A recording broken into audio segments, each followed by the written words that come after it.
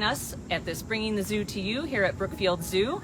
Today we are meeting our new Pygmy Hippo Banana, and we are very excited because we are celebrating her 3rd birthday, which is coming up on Friday. So Banana is just coming out here, but until then, let me tell you a little bit about Pygmy hippopotamuses. Pygmy hippos are one of 2 hippo species, the other one being the larger Nile hippo.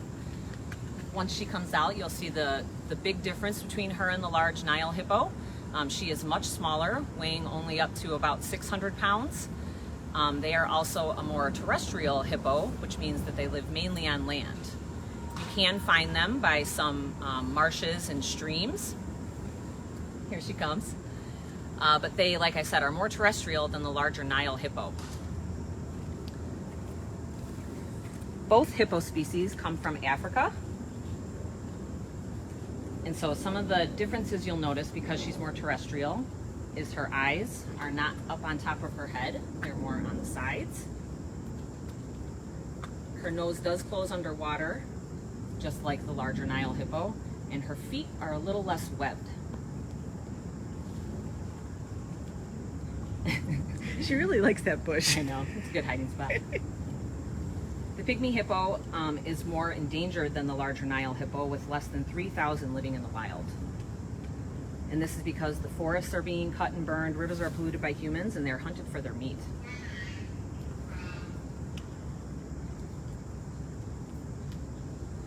Banana here came from the Center for the Conservation of Tropical Ungulates in Florida, so she's only been here for a couple months. So one of the things we do when we bring new animals into the zoo, they have to have a medical exam by their institution to ensure that they are nice and healthy before they come to Brookfield Zoo. Then once they come here, they go to quarantine at our hospital or on site, depending on the size of the animal, for, depending on the animal, 2 weeks up to a month. So Banana lived at our hospital for 2 weeks and was cared for by our veterinary staff. She also underwent well, actually, she did not, because she had her exam at the Center for the Conservation of Tropical Ungulates before she came. But some animals will have a quarantine exam before they're released into our collection. Again, that's just to ensure that they're nice and healthy before they come out. So we have a question. Someone wants to know, what's the typical lifespan of a Pygmy hippo? Pygmy hippos can live up to 30 years. And I don't know if anybody caught some of my very famous previous Bringing the Zoo to Yous on Pygmy hippos. But we had one of the oldest Pygmy hippos in managed care, and she was around 43 when she died. So wow. 30 is pretty old. Someone would also like to know, how much does Banana weigh? Banana weighs 375 pounds, so she's slowly growing. They're typically around 400 for females, so she has maybe a little bit of growth left. It depends on how much more she kind of grows lengthwise. It's kind of hard to appreciate here, but they're about 5 foot long and like 3 feet high at the shoulder. Someone also wants to know if her favorite food is bananas. Her favorite food is not banana. We do have a banana out there, so we'll see if she enjoys it today. But as you can see, she's kind of munching on that lettuce there. Lettuce seems to be one of her favorite foods. So, like I said, she came from a institution in Florida where she was out on pasture, so she really just ate pretty much grass and grain. So when she got here, it can be a little difficult for some animals to get used to novel food items. You wouldn't think that a banana would be kind of novel, but it is for someone who's never had it before. So sure. Now, I saw her kind of tossing her head and doing a little bit of a trot there for a second. Why would she do that? It could be 2 reasons. It could be aggressive, or it could be play. So it looked like play. Yeah. Yeah. Okay, cool. I've noticed she does that a lot. So she's a young animal, so we're seeing a lot of different behaviors than we saw with some of the older females that we had. A lot more of that like head tossing and kind of running around, where they were a little bit more chill. So I think this is the first time she's ever had a watermelon, so we'll see if she enjoys it. So what's that white stuff on her face? That is, they make like a lubricant almost, so they produce it in different areas on their body, behind their ears, around their mouth, in their armpits. The stuff they produce behind their ears, they'll like wiggle their ears and it'll help spread it out. So it acts as like a sunscreen, it acts as insect repellent, just a lotion. They also, you can't really tell on her right now because it's raining, but they do also produce like a clear to reddish fluid in their pores that they call blood sweat, and that kind of does the same thing. That thicker stuff is just around the areas that can get a little bit drier. And how many teeth does she have? You know what, Lynette? I don't know how many teeth she has, but she only has one pair of incisors compared to like 2 or 3. How many pounds of food does she eat in a day? So the majority of her diet is hay, but she gets around 10 pounds of food a day. So you can't really see it, but some of the other parts of her diet that she's fed here are a grain.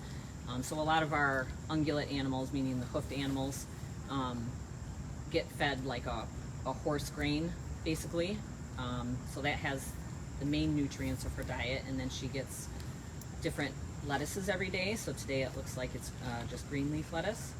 And then she also gets a veggie every day. And then we just have the special treats out for her birthday celebration today of the watermelon and the banana, but those aren't normal parts of her diet. Are there certain times of the day where she's more active?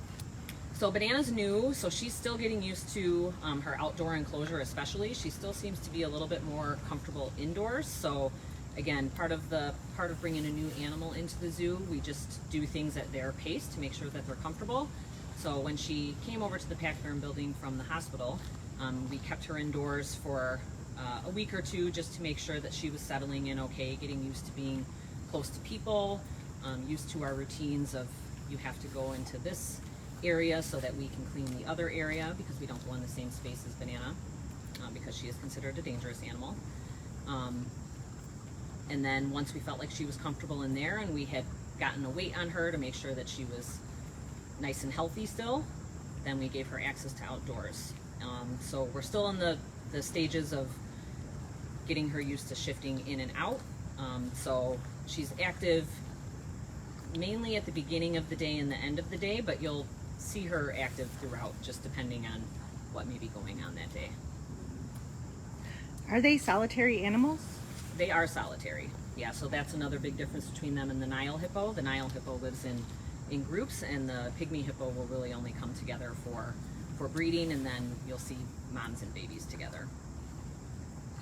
Can you tell us again some of the differences between the Pygmy hippo and the Nile hippo? Sure. The largest difference is the size. So the Pygmy hippo is much smaller than its larger cousin. The Nile hippo is mainly aquatic, whereas the Pygmy hippo lives mainly on land. Their face structure is a little bit different because of that. So the Nile hippo's eyes are set on top of their head, whereas you can see Banana's eyes here are more on the side. The Pygmy hippo doesn't have as much webbing in their feet as the Nile hippo, again, because they're not quite as aquatic. And can you remind us again where Pygmy hippos are native to in Africa? Yes, they're native to, sorry, you said Africa, like, okay. The forests and swamps of West Africa, but actually they're mainly found in Liberia, so they're like in one really small section of Africa. Another question that has come up is she still growing? So Pygmy hippos, so she'll be 3. They can usually grow until they're about 5 years old, so the main growth is pretty early on in life, so now we'll see just minor growth. And the way we monitor that, again, is we just take regular weights on her, so we set a scale up and she goes on there voluntarily with some of her diet items. So does she have any behaviors that you work with her on? We have not started training with Banana yet.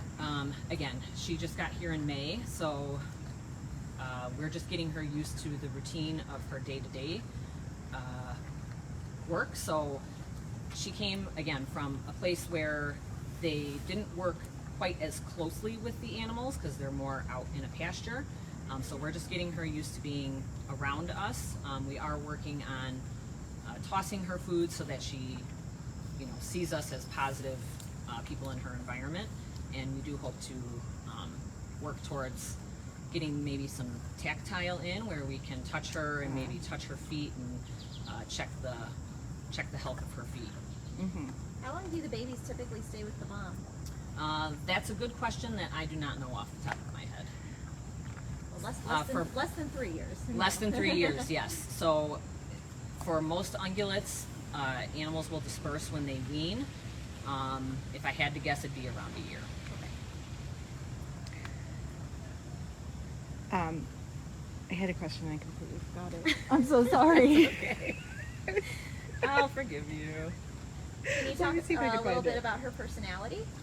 Sure.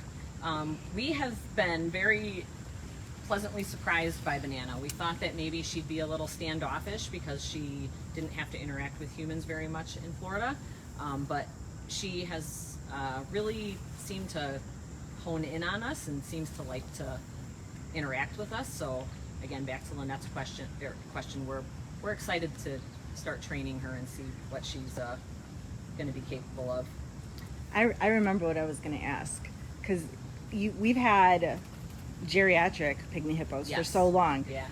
What's it like for you and your staff to work with Banana after having worked with Adele and Obessa for so long? We just, like any new animal, we just go slowly and kind of see what she's going to do. We really had to look at our enclosures from kind of a different viewpoint because, you know, like you said, we were used to older animals being not as nimble. So we really had to assess everything kind of thinking, what would a young animal maybe want to do out here that an old animal wouldn't? So we just have to be very conscientious about everything we do with her because she is much different. She has a little more spunk to her. She's a little more athletic. Yeah, she's much more athletic. Does she like to swim in the pool? She does like to swim in the pool. So indoors, she really likes it because we have the big old Nile hippopotamus pool. Oh, yeah. She really likes that space, but she has been enjoying her outdoor pool as well. Is she going to eventually get a partner for breeding? We TBD? don't. Yeah, TBD. We don't know that yet. Oh, is she part of the species survival program? She is part of the species survival program. Are they endangered or threatened? They're or- endangered. Okay. Yeah, again, there unfortunately is less than 3,000 left. So Well, I was wondering that too when you said earlier they're just in that one little spot, and usually animals that do have such a limited territory, they do tend to unfortunately be endangered or on the threatened list. yep. Well, I want to thank everybody for joining us today and celebrating Banana's 3rd birthday with us. And we look forward to you coming out and visiting her someday soon.